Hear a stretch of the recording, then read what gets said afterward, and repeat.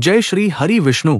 आज की वीडियो में आप जानेंगे कि वैकुंठ चतुर्दशी साल 2025 में कब है, चतुर्दशी की तिथि कब प्रारंभ हो रही है, कब समाप्त हो रही है, पूजा करने का शुभ मुहूर्त क्या है, आज के दिन हमें किस प्रकार से भगवान श्री हरि विष्णु और भगवान शिव की आराधना करनी चाहिए, किन मंत्रों का जप करना चाहिए और कौन सा उपाय करें जिससे कि इस दिन का संपूर्ण फल हमें प्राप्त हो और जिस भी कामना से आप पूजा करते हैं आपकी वो कामना पूर्ण हो। इसके लिए आज विशेष क्या करना चाहिए, संपूर्ण जानकारी आपको आज की वीडियो में शेयर करने वाला हूं। तो बहुत महत्वपूर्ण है आज की वीडियो, पूरा जरूर देख लीजिए। अच्छी लगे वीडियो तो लाइक भी जरूर कीजिए, क्योंकि आपके लाइक्स, आपके कमेंट्स मेरे लिए बहुत महत्वपूर्ण है, क्योंकि यही एकमात्र जरिया है जिनसे मुझे पता चलता है कि आपको ये वीडियो अच्छी लगती है और आपके लिए ये वीडियो उपयोगी है। तो अगर वीडियो अच्छी लगे तो लाइक तो जरूर ही किया कीजिए। दोस्तों, वैकुंठ चतुर्दशी एक ऐसा दिन है जिस दिन भगवान भोलेनाथ और भगवान श्री हरि विष्णु की संयुक्त रूप से पूजा की जाती है। ऐसा कहा जाता है कि पूरे 4 महीनों तक जब भगवान श्री हरि विष्णु योग निद्रा की अवस्था में होते हैं तब तक इस पूरे ब्रह्मांड की देखरेख भगवान शिव करते हैं, और फिर देव उठनी एकादशी के दिन जब भगवान श्री हरि विष्णु योग निद्रा की अवस्था से बाहर आते हैं तो वैकुंठ चतुर्दशी पर भगवान शिव ये सभी कार्यभार भगवान श्री हरि विष्णु को समर्पित करते हैं, सौंप देते हैं। ऐसा पुराणों में वर्णन आता है कि भगवान श्री हरि विष्णु वैकुंठ चतुर्दशी के दिन काशी जाकर भगवान शिव से मिलते हैं, और इसलिए वैकुंठ चतुर्दशी का जो दिन होता है ये बहुत ही पावन, बहुत ही पवित्र और बहुत ही श्रेष्ठ और शुभ दिन माना जाता है। इस दिन संयुक्त रूप से भगवान श्री हरि विष्णु और भगवान शिव की पूजा की जाती है, और इसके साथ ही माता लक्ष्मी और माता पार्वती की भी संयुक्त रूप से पूजा की जाती है। तो ये दिन इतना महत्वपूर्ण होता है कि अगर आप सिर्फ पूजा मात्र भी कर लेते हैं तो आपके मन की कोई भी कामना हो पूर्ण हो जाती है।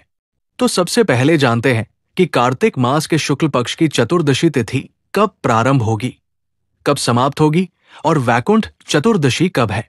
देखिए, चतुर्दशी तिथि का प्रारंभ हो जाएगा 4 नवंबर को रात्रि 2:05 पर और समाप्त हो रही है 4 नवंबर को रात्रि 10:36 पर। ऐसे में वैकुंठ चतुर्दशी 4 नवंबर दिन मंगलवार को मनाई जाएगी। पूजा का शुभ मुहूर्त 4 नवंबर 2025 को रात्रि 11:24 से लेकर रात्रि 12:16 तक रहेगा। पूजा की कुल अवधि केवल 52 है। पूर्णिमा से एक दिन पहले वैकुंठ चतुर्दशी मनाई जाती है और 5 नवंबर को कार्तिक मास की पूर्णिमा है। तो 4 नवंबर 2024 को कार्तिक पूर्णिमा से ठीक एक दिन पहले वैकुंठ चतुर्दशी है। इस दिन हर की पूजा एक साथ होती है।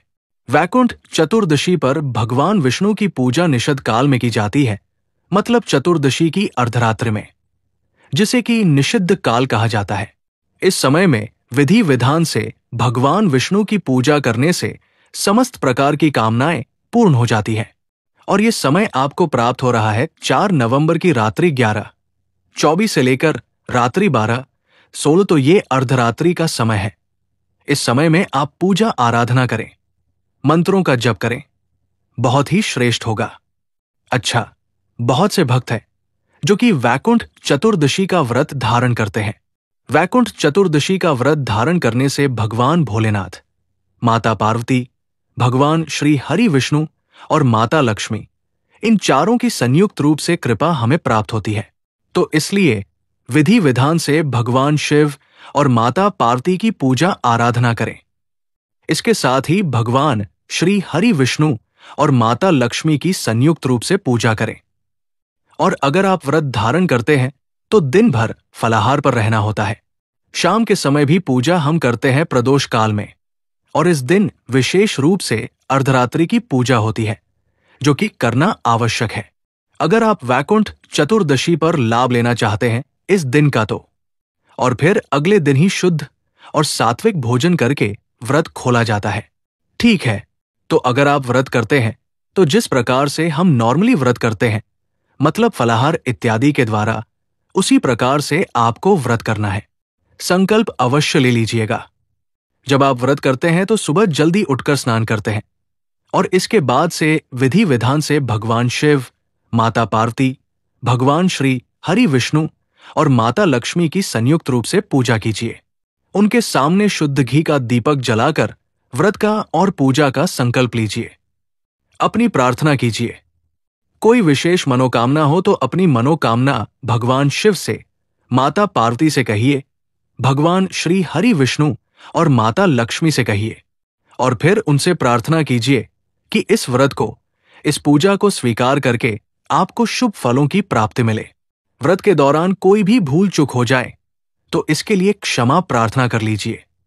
अच्छा, ये दिन बहुत विशेष इसलिए भी होता है क्योंकि आज के दिन भगवान विष्णु को बिल्वपत्र अर्पित किया जाता है और भगवान शिव को तुलसी अर्पित की जाती है।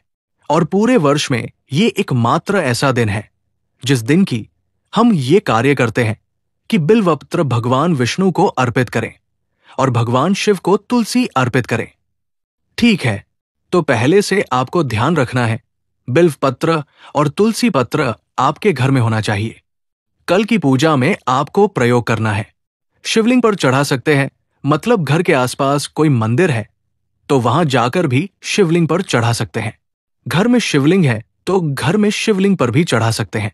अच्छा, शिवलिंग नहीं है तो आप फोटो पर भी, जैसे कि पूजा करते हैं अपने घर में फोटो की, तो उसमें भी आप तुलसी पत्र भगवान शिव को भाव के साथ अर्पित कर सकते हैं।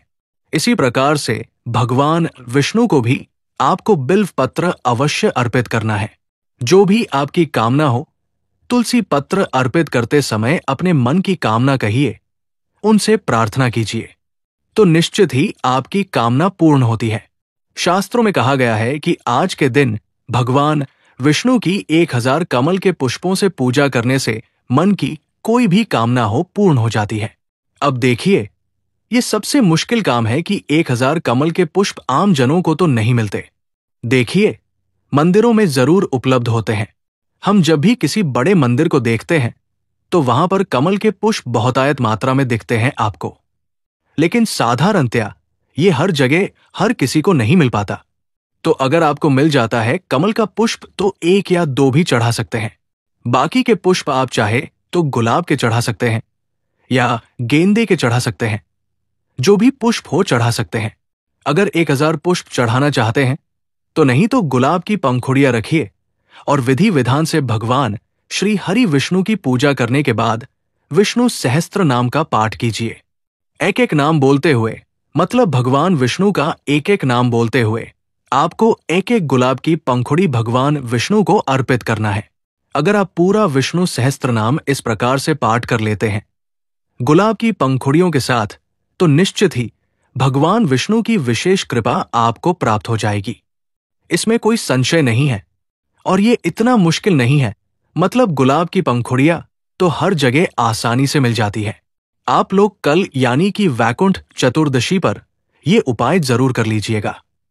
ठीक है, और जिन भक्तों को गुलाब की पंखुड़ियां नहीं भी मिलती हैं, उन्हें भी वैकुंठ चतुर्दशी पर विशेष रूप से विष्णु सहस्त्रनाम का पाठ करना है और भगवान श्री हरि विष्णु का पंचामृत से अभिषेक करना है। अगर आपके पास दक्षिणावर्ती शंख है तो दक्षिणावर्ती शंख में आप पंचामृत भरकर, दूध भरकर और केसर और दूध भरकर, जो भी आपके पास उपलब्ध हो, उसी से भगवान विष्णु का अभिषेक कीजिए। पीले वस्त्र उन्हें अर्पित कीजिए। पीले चंदन से उनका श्रृंगार कीजिए। इसके बाद बिल्व पत्र अर्पित कीजिए और फिर अपनी इच्छा के अनुसार मंत्रों का जप कीजिए। और फिर इसी प्रकार से भगवान भोलेनाथ का भी अभिषेक आपको करना है पंचामृत से। उसके बाद उनकी जो भी प्रिय वस्तुएं हैं, जैसे कि भांग, धतूरा, बिल्वपत्र, अक्षत, पुष्प इत्यादि, ये सभी चीजें अर्पित कीजिए। फिर तुलसी का पत्ता अर्पित कीजिए, तुलसी की मंजरी अर्पित कीजिए और फिर विधि विधान से उनकी पूजा करके, प्रार्थना करके शिव सहस्त्रनाम का पाठ आप कर सकते हैं। शिव चालीसा का पाठ कर सकते हैं। भगवान शिव के किसी भी मंत्र का जप कर सकते हैं। वैकुंठ चतुर्दशी पर दीपदान का बहुत महत्व है। कार्तिक मास का अंतिम दिन भी है। ऐसे में 365 बाती का दिया आज के दिन जलाना श्रेष्ठ माना जाता है। आप चाहे तो आंवले का दीपदान भी कर सकते हैं। इसके अलावा भी 11 दीपदान, 21 दीपदान अपनी इच्छा के अनुसार मंदिर में, घर में भी कर सकते हैं और घर के मुख्य द्वार पर कर सकते हैं। आसपास कोई वृक्ष हो, जैसे कि देव वृक्ष, तो वहां पर भी कर सकते हैं। और हां, अगर जैसे कि कई भक्त हैं जिन्होंने कि दीपदान का नियम ले रखा है, और वैसे भी कार्तिक मास में तो सभी दीपदान करते हैं, नियम से ही करते हैं। तुलसी के पास हो या फिर मंदिर में हो, कहीं पर भी। तो अगर आपका कोई भी दिन का नियम छूटा है, जैसे कि अगर पीरियड्स की वजह से आपके दीपदान का नियम छूट गया है, या फिर कोई भी नियम छूटा है, जैसे कि आपने किसी दिन का दान नहीं किया, मतलब भूल गए हो, या फिर पीरियड्स की वजह से छूट गया हो, या कहीं चले गए हो, या फिर कोई पाठ रह गया हो, मंत्रों की संख्या अधूरी रह गई हो, तो वैकुंठ चतुर्दशी और पूर्णिमा इन 2 दिनों में पूरा करने का प्रयास कीजिए। जितनी संख्या में, जितनी मात्रा में, मतलब जो भी दान हो, या दीपदान हो, या मंत्र हो, उनको पूरा कर लीजिए। अधिकाधिक मात्रा में जपक मंत्र पूरा कीजिए, अधिकाधिक मात्रा में दीपदान करके दीपदान पूरा कीजिए, और उसी प्रकार से जो आपने दान छोड़ा है, तो दान को भी पूरा कर दीजिए। ठीक है, फिर उसी के बाद हम पूर्णिमा को उद्यापन करेंगे। पहले सभी चीजें पूरी हो जाएंगी, तो पूर्णिमा के दिन हम व्रत का उद्यापन करेंगे। पूर्णिमा के दिन कार्तिक मास के व्रत का उद्यापन आपको किस प्रकार से करना है, कौन सी सामग्री आपको चाहिए, और किस नियम का उद्यापन आपको किस प्रकार से करना है, कौन सी चीजें कितनी संख्या में कहां कैसे दान करनी है, सारी जानकारी आपको आने वाली वीडियो में मिलेंगी। तो चैनल से जुड़े रहिए ताकि सारी जानकारी आपको सही समय पर प्राप्त हो। और अगर आप इस चैनल पर पहली बार आए हैं, अभी तक आपने चैनल को सब्सक्राइब नहीं किया है, तो आज की वीडियो अगर आपको अच्छी लगे तो चैनल को सब्सक्राइब करके बेल आइकन को जरूर प्रेस कर लीजिए। इससे ये होगा कि इस चैनल पर जो नई वीडियो अपलोड होंगी, उनकी नोटिफिकेशन आपको सही समय पर प्राप्त होगी। मिलता हूं मैं आपसे अगली वीडियो में। तब तक के लिए जय श्री राधे।